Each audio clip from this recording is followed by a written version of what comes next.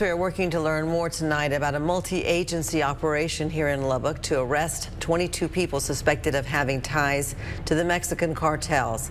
This is a follow-up to the breaking news we brought you last night at 10. KCBD News Channel 11's investigative reporter Shaylee Kidwell explains it was a busy night for law enforcement across the country. Shaylee?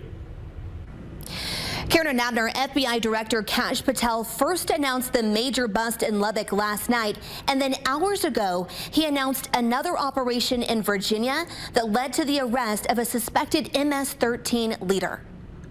This is what FBI Director Kash Patel posted to X last night.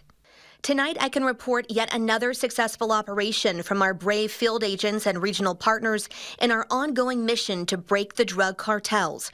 Earlier today, our teams executed a takedown and arrested 22 members of a narcotics trafficking ring in Lubbock, Texas, one who we believe to be working with the Mexican cartels. We have confirmed the Texas Anti-Gang Unit and the Lubbock Police Department also assisted in this operation. House Budget Chairman Jody Arrington released a statement reading in part, President Trump has been clear. The days of surrendering the safety and security of our communities are over. I am grateful for the leadership and resolve of FBI Director Kash Patel, Attorney General Pam Bondi, and Border Czar Tom Homan for last night's successful mission in West Texas. And I'm praying for continued safety and success for our law enforcement officers on the front lines.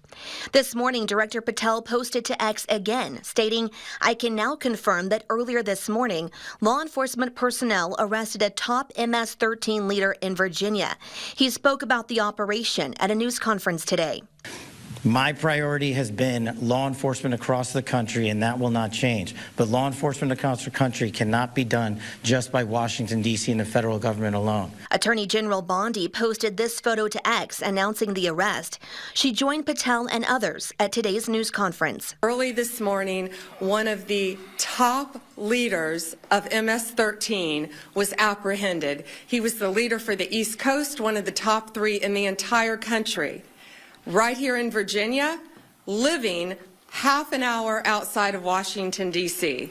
He is an illegal alien from El Salvador, and he will not be living in our country much longer.